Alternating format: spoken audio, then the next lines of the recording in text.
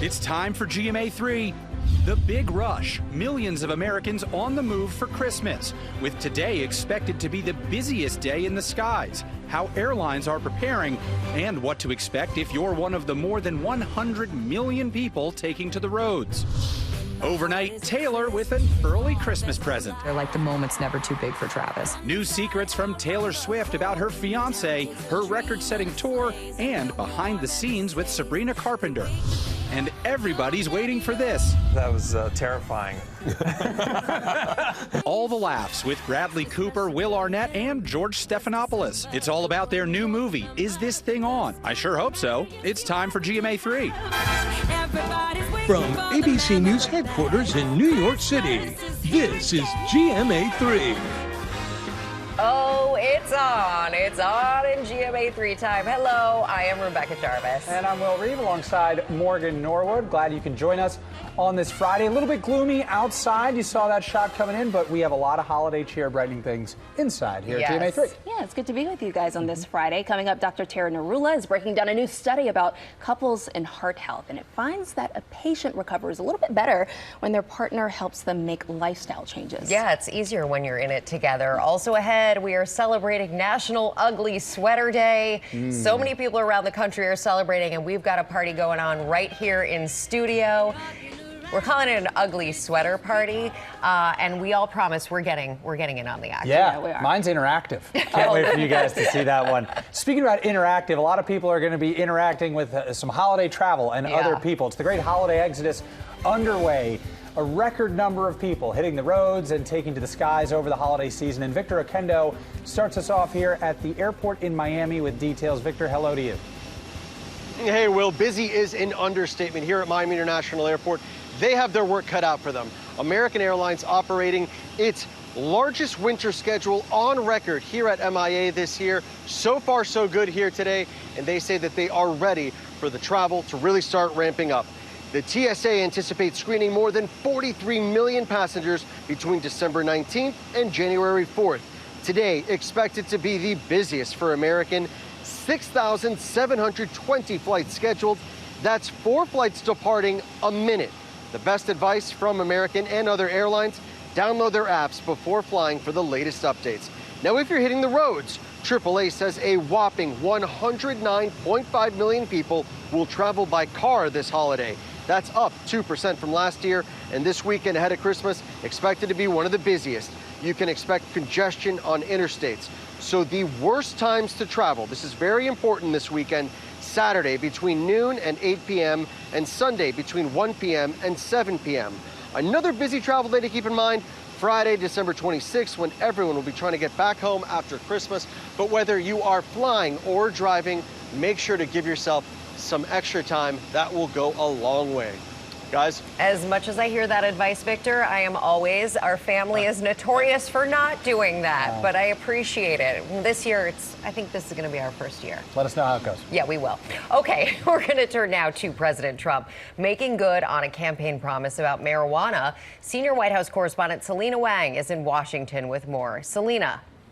Yeah, Rebecca, and this is a big change. President Trump signing this executive order to reclassify marijuana as a less dangerous drug. Now, this is something that President Trump had first announced support for back on the 2024 campaign trail as he tried to win over younger voters. But it's actually a process that started under the Biden administration. So for some context, right now, cannabis is in the most restrictive category, the same one as heroin and LSD. But under this change, it would move to a Schedule III drug, putting it in the same category as some common prescription painkillers like Tylenol with codeine. Now, this does not fully legalize marijuana nationwide, but it could mean some important, practical, real-world changes like easier medical access, fewer legal gray areas for businesses and consumers, and removing barriers to research marijuana, especially around its potential to treat chronic conditions and manage pain. And guys, the White House is really stressing that so many Americans already use marijuana to manage their pain issues, but they never talk to their doctors about it. So the hope here, guys, is that this will lead to better research. It will lead to better guidance for both patients and their doctors. All right, that certainly is the hope. Selena, thank you. Well, now we turn to the kickoff of the college football playoff. Jen Latta from ESPN's College Game Day is joining us now ahead of the Texas A&M Miami playoff game at noon Eastern right here on ABC. Jen, it's great to have you. All right, so let's start with this game that you're covering. We know that Miami is making its playoff debut. They looked really impressive all season long. They had some huge wins, Pitt, South Florida. What are you most excited about in this opening round? Yeah, and don't forget about that Notre Dame win, which essentially punched their ticket to the college football playoff. It is very exciting. 12 teams in, and this is the first week, so that means you're going to have on-campus home games. Texas A&M is hosting Miami. That is one of the toughest places to play in all of college football. But if you're looking for a storyline for Miami, it's absolutely defense. The defense for Miami has been eating all season long. And if you're looking for a name to follow, guys, the defensive line is coached by former Miami Dolphin Jason Taylor, who is a Pro Football Hall of Famer. So this is absolutely going to be a good one today in College Station.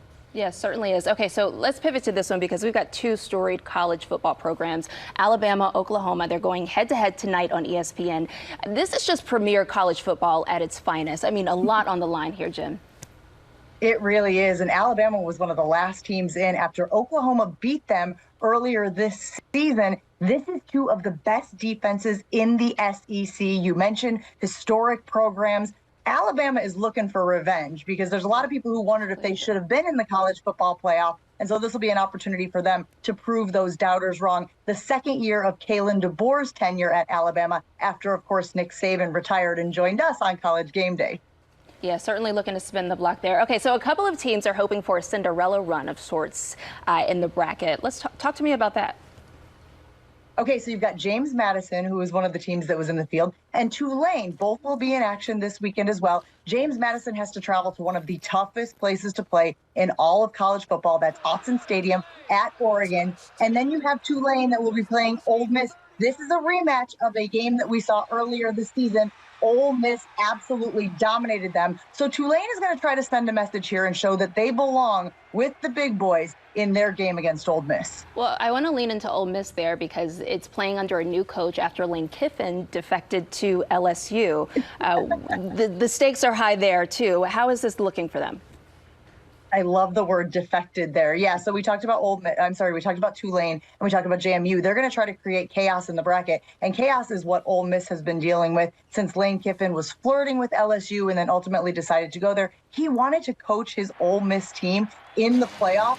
He absolutely said, no way, if you're going to a rival team at LSU, you go there, we'll handle our business. So Ole Miss wants to prove that Lane Kiffin wasn't the only reason that their team was successful this year, that they have talent on the field that can get the job done in their first appearance in the college football playoff, guys. Yeah, a lot to watch for, Jen Latta. So great to have you. You can see the Alabama and Oklahoma game tonight at 8 p.m. on ESPN and ABC. And tomorrow, catch Miami and Texas A&M at noon on ABC and ESPN. And coming up, couples teaming up to fight heart disease could just be what the doctor ordered. We're going to hear from our doctor. Stay with us.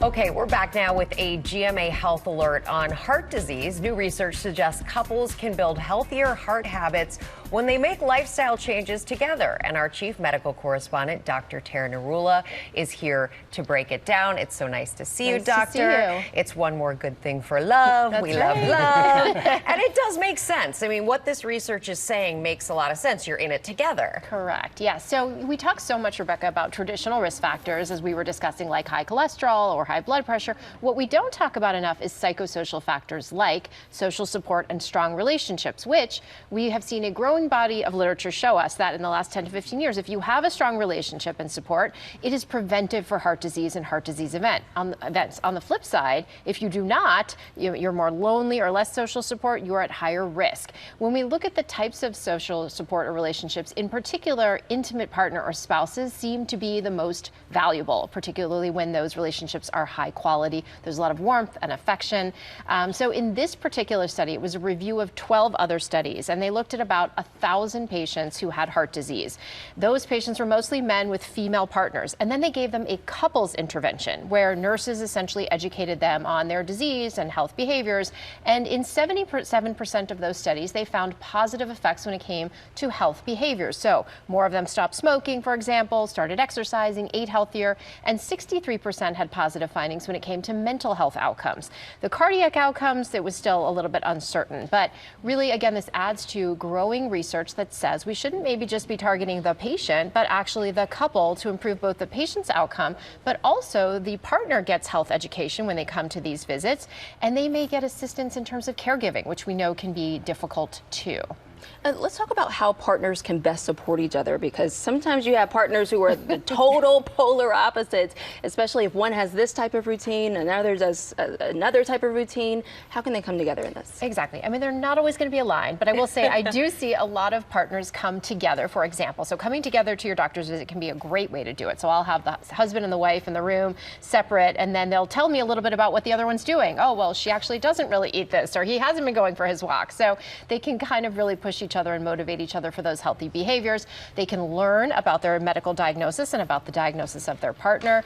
And then you think about things like emotional, just affectionate support. We know that things like hugging and touching and holding hands can actually release oxytocin, the bonding hormone, and decrease cortisol, that stress-related hormone. And then picking just one thing that maybe you can do together. So maybe that is cooking dinner together, or doing a meditation together, or going for a walk. So it doesn't have to be aligned on everything, but really supporting each other even with one thing can make a big difference. This sounds like reducing stress is good for your heart, yes. And if you have a better relationship, you will hopefully have less stress as a correlation. Is that accurate? That is absolutely true. Stress is such a big risk factor for cardiovascular disease, and so one of the things that I didn't mention that couples can do is work on their own mental health and stress reduction, and even together, couples therapy, right, working on the relationship. But to answer your question, yes, a good relationship really important. Love, it's good for the heart. It is. Says the guy who's getting married early in the new year. Yeah. Thank you, Dr. Thank Narula. you. All right, coming up here, the latest on the end of an era, episodes that just dropped. And in pop news, the king of the blockbuster is back. Tom Cruise revealing new details about his next project as we look ahead to the 2026 box office.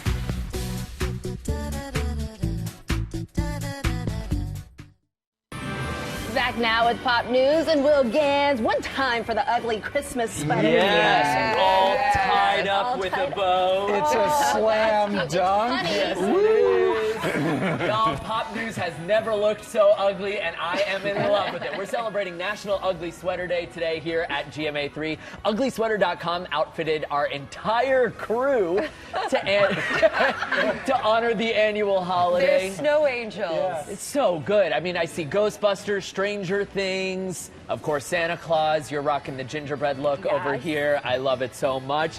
Y'all, folks around the country are getting in on the seasonal cheer. And in case you're wondering, this has been a long-standing tradition in the Gans household. Every Christmas is a different ugly sweater. Me and my brother, that look was inspired by Step Brothers, but this has been a long-standing tradition for us. For a minute, I thought you were wearing one sweater, the two of you together. That was the first one. Okay, It was. Yeah, sorry, Yule tide. my bad. Yes. But in case you need another excuse to put on your festive best, Krispy Kreme is giving out free glazed donuts to Ugly Sweater Day celebrants. Dairy Queen is giving free mini blizzards to people in ugly sweaters. And tomorrow, to extend the fun, Chipotle is offering a buy one, get one free entree deal to anyone being extra with their sweater. So happy National Ugly Sweater Day. Will you take a shot? Yes. We were practicing. Oh, we were practicing. One more. No, okay. We'll do that at the end. No. Third time's a charm. The news can wait. Oh, shoot. All right. We were better standing up, I guess. All right, now to a man who would look incredible rocking an ugly sweater and probably would make the basketball shot, but he may never give us a chance to see it in person. Harrison Ford, the Academy, BAFTA, Emmy, Golden Globe, and SAG nominee, is set to be honored with the 2026 SAG-AFTRA Life Achievement Award, the Guild's highest honor recognizing career and humanitarian accomplishments. Of course, we're talking about his 7 decades in Hollywood, giving us big blockbuster roles from Indiana Jones to Han Solo and Star Star Wars, and even dramatic characters in movies like The Witness and Presumed Innocent, and of course, most recently, charming fans as surly therapist Dr. Paul Rhodes on Shrinking. Huge congratulations to Mr. Ford, who will receive his honor in March. Well deserved. Absolutely, absolutely. And finally, in movie news, the master of the box office, Tom Cruise, has revealed his next big project. It's a comedy called Digger, with Cruise sharing a teaser at the film, which he's calling a comedy of catastrophic proportions. Earlier this year, the film's director told Deadline that Cruise made him laugh on set every single day. Digger comes out in October of next year, and 2026 is shaping up to be a huge year at the box office, you guys. Christopher Nolan's The Odyssey comes out in mid-July. The next Spider-Man installment comes out July 31st, and Avengers Doomsday is in theaters next December. Gower Street Analytics is reporting that box office estimates for next year are expected to reach a 5-year high, bringing in $35 billion globally. And before then, we still have Avatar: Fire and Ash, which comes out today, with experts estimating the film will gross over $300 million in its opening weekend ticket sales and hit #1 at the box office. A lot to look forward to. Exactly. There. One more shot before commercial. Yeah, one more time. Coming up, Missouri is next up. Nothing but our 50 net. States and 50 Weeks tour. Stay with us. Alley-oop.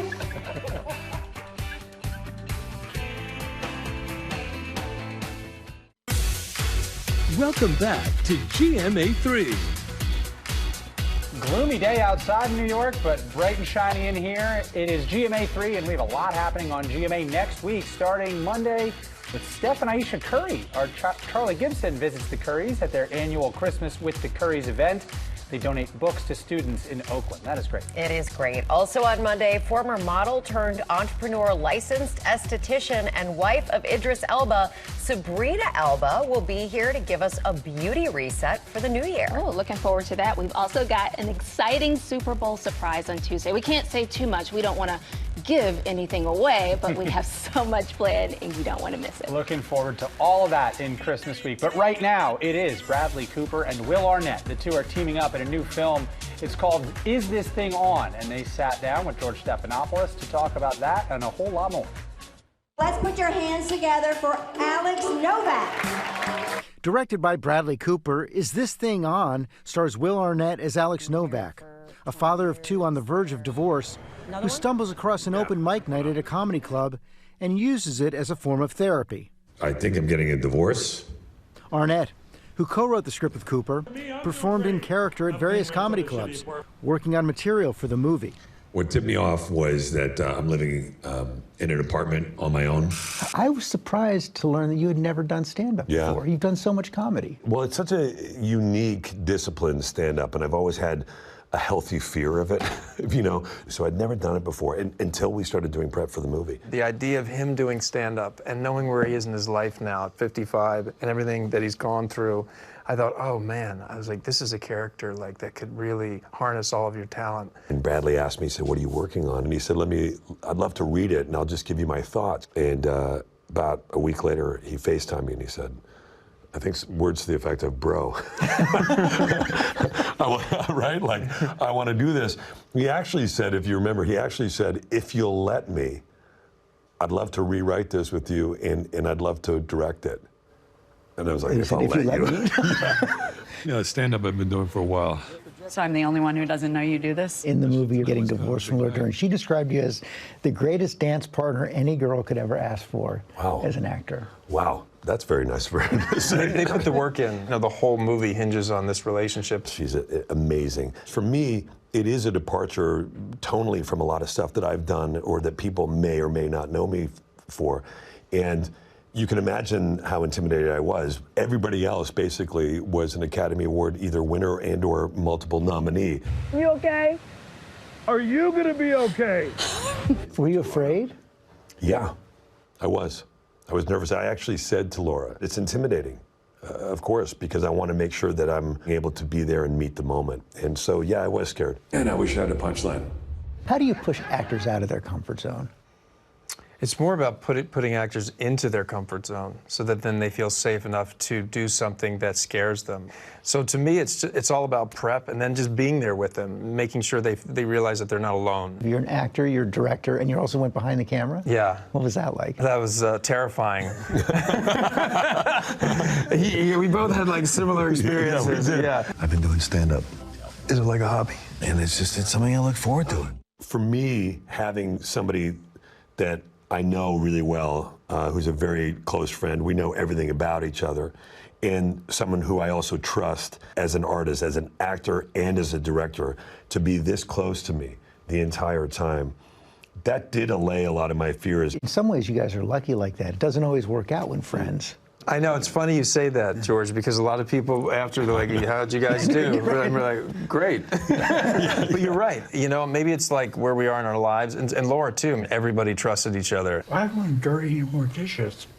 Well, we can wash them in the morning. Sean Hayes, one of your Smartless partners, is in the movie.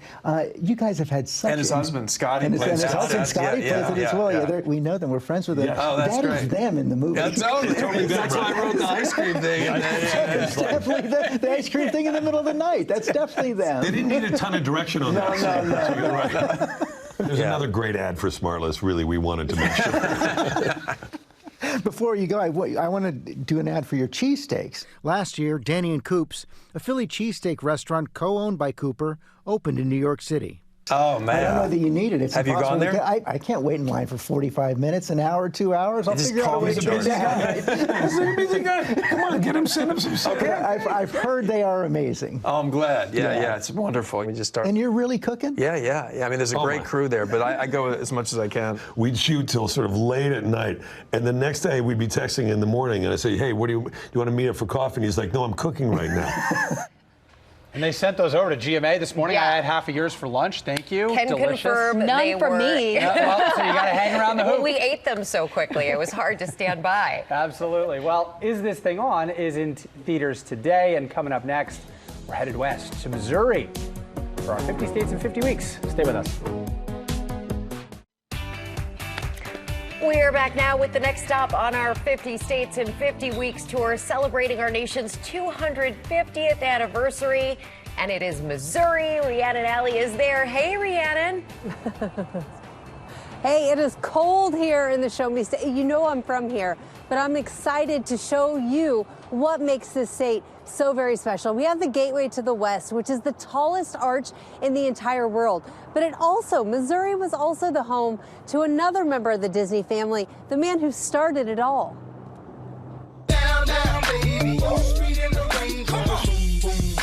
Don't just take Nellie's word for it. We are showing you what makes the Show Me State so special. Missouri joined the Union on August 10th, 1821, becoming the 24th state. The city of St. Louis, also known as the Gateway to the West, is home to the iconic Gateway Arch, the tallest monument in the country, towering at 630 feet. A land of many firsts. The city was also the first location to host the Olympic Games in North America in 1904, the AFP posting rare footage of the historic event. It's fitting for a state with some of the most loyal sports fans, from four-time Super Bowl champions, the Kansas City Chiefs, to the Kansas City Royals. Base hit, the Cardinals will win it! And the St. Louis Cardinals, whose home field sits in Busch Stadium, named after Anheuser-Busch, the largest brewing company in the world. Which gave us those majestic brand ambassadors, the Budweiser Clydesdales. And you know what goes great with beer? Slow smoked Kansas City style barbecue, followed by some gooey butter cake for dessert, or ice cream served on another Missouri invention, the waffle cone. And we wouldn't have Disneyland's famous Main Street USA without Walt Disney's childhood hometown of Marceline, which helped inspire the happiest place on earth. I am here with my new friend, David Murray, who is the superintendent of Gateway National Park. David, thanks for joining us. Thank you so much. Okay, so tell us, you see millions of people visit the Arch every single year. What is it about this magnificent monument that brings so many visitors here? I think it's the arch itself, obviously, but we also have an amazing museum, and we have the old courthouse, which is really a driver for people to come and experience this amazing park. You're the superintendent. You know every inch of this place. What is your favorite part of the park? I would have to say going up to the top of the arch and looking out over the city. You can see 30 miles to the east, 30 miles to the west, and it's just an amazing view that everybody needs to enjoy. David, thank you so much. And guys, I haven't been to the top of the arch since I was a little girl, and I'm so excited. After we're done, I'm going to go back up to the top. That is so cool, Rhiannon. Yeah, you're reminding me, when I was a little kid, I visited there as well with my grandpa Jerry from Missouri, St. Louis. It's really magnificent. A lifelong Cardinals fan. Thank you for, yeah, go Is ahead. it like a Willy Wonka elevator? Like, how do you get up to the top? Can you answer that, Rhiannon? I'm going to tell you. I'm going to I'll post it on social media. Yeah, follow Rhiannon on social media for the answer to that one. Thank you. Thanks, Rhiannon. Okay, coming up here, Lori Bergamato is standing by with the right stuff for host gifts this holiday season. We're all going to parties tonight. She's going to help out. We are back now with the right stuff, and 'tis the season for celebrating together and parties, which we all have plenty of those to go to this weekend. So we are talking host gifts for every kind of gathering from now until the new year. GMA lifestyle contributor Lori Bergamato is here with some great picks, and you can shop them all as well. Welcome, Yes, Lori. of course you can shop them all. Hello, you guys. Hello. Hi, hi. I'm sure that you have lots of parties to go to, right? So We have friends, Yeah, Lori. and you have friends. I know. You're celebrating. I get it. But you'll be an even better friend if you don't show up empty-handed, right? You want to show up with something. The key to a hostess gift is making sure it is thoughtful and also that you're not placing more work on the host. That's true. So the way to do that is by bringing these beautiful boxed chocolates because they are part decoration, part dessert. I mean, look, even the boxes are so beautiful. They're adorable. And you don't have to wrap it. No, and all the host has to do is take the lid off. Yep. So these are from Compartes. They're all handmade chocolates in LA. And it's not just like your average pedestrian chocolate. This is next level chocolate, you guys. We've got crystallized gingerbread bark here. Yum. Very festive. We've got some chocolate pecan shortbread cookies here. The chocolate dipped orange slices were a so big good. hit this morning. Yes, would disappear. And then some chocolate truffles, but they really have so many inventive, different kinds of chocolates. And like I said, this is all handmade in LA, so definitely check out Compartes. Can I grab one for the road, or you You sure can. Yeah, Guys, Rody. grab some. Let me be the host today. You're hosting You us. are my guest. Let's talk about the morning after, because we've got a little bit of more sweet treats here. Yes. So one of the best hostess gifts that I had ever given was somebody was having a big party. I gave a morning after basket with a gift card for a cleaning service, which is also really key. But You're invited to all my parties. But what you want to do is think about what their morning after is going to look like. It's going to be messy. Yep. There's going to be leftover food, but there's not going to be stuff at the ready for them for breakfast. So enter Wolferman's Bakery. You guys know them. You love them. They've been around for over 100 years. It's really high quality, delicious baked goods.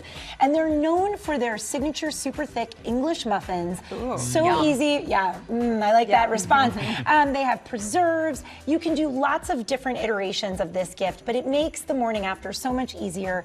And it really separates your gift from the pack because how many candles and bottles of wine can one person consume in one day? You know what I mean? Like this is great for the next day. Yeah, and you can really make up for the mistakes you made the night before. They're like, oh, you're not so bad. Another school of thought when it comes to hostess gifts is elevating the party in the moment. And so one of the ways to do that, we love these icon glasses. These are from Anthropology. This is just a small assortment. They have tons of different designs. So if there's like a tennis player or a golf, so cute. somebody plays golf and you want to gift that and it feels very personal to that host, it's a really nice idea. And it's something that they can use and put out that day. It elevates the moment and it's something they can bring out year after year. Right? And these are sturdy too, which They I think are. is really nice with kids and everything around. Exactly, So. and they're beautiful glasses. Obviously, they're high quality, but they're not so precious. Sometimes you give a gift that's so precious, they're like, I don't want to use it. And it but just these fits. you can use exactly.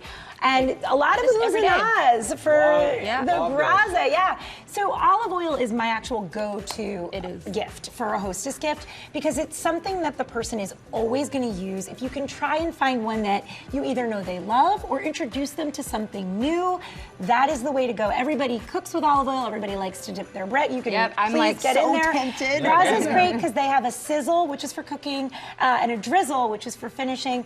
And the other great thing about this, not that I'm calling any of you guys procrastinators, but the other great thing about it is that you could get it on Amazon, you could order it today, it gets there tomorrow, or Whole Foods, you can just pick it right up. Oh, love that. Well, I am the procrastinator, Lori, that you were talking about. Remembering.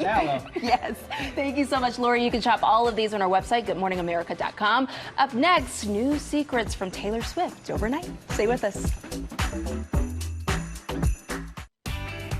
Back now with the end of an era. 2 new episodes of Taylor Swift's docuseries dropped overnight, and Will Gantz is back, and he's got his special jacket on to tell us all about it. That's how you know this is serious business. Ugly sweaters are off, jacket is on. We are in Taylor Swift mode, people. In these episodes, we get more of Taylor as a musical mastermind, an inside look at her collaboration with Sabrina Carpenter in New Orleans. And it turns out plotting and planning is a Swift family tradition. Taylor's mom, Andrea, went full-blown matchmaker when Travis came into the picture.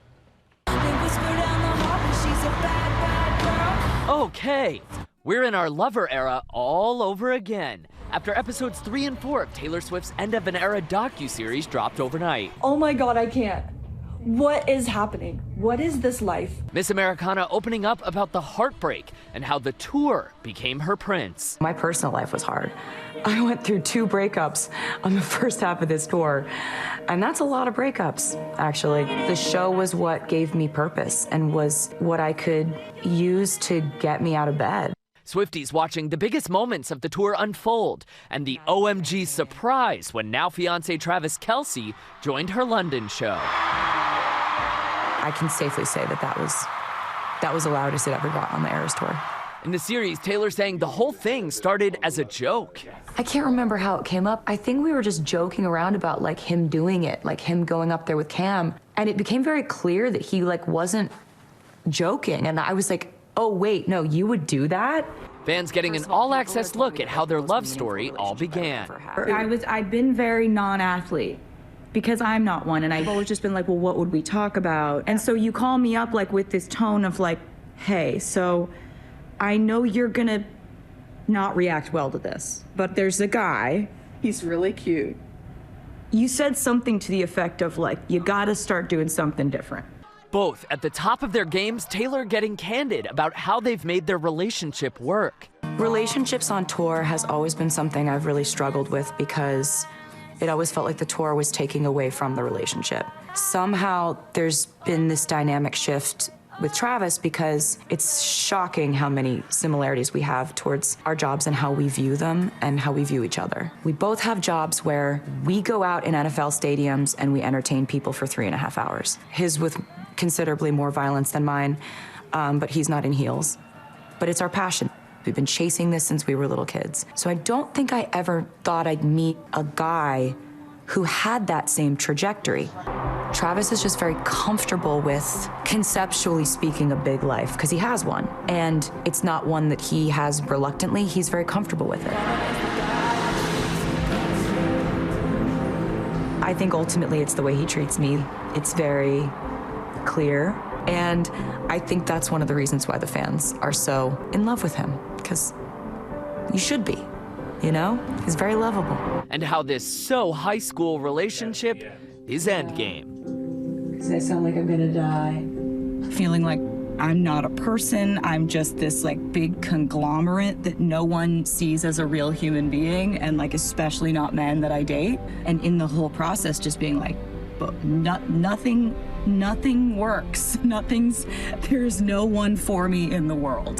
First of all, if you ever would have told me that like the most meaningful relationship I would ever have would start with a man saying that he was butthurt, that I didn't want to meet him, like, unbelievable. Unbelievable.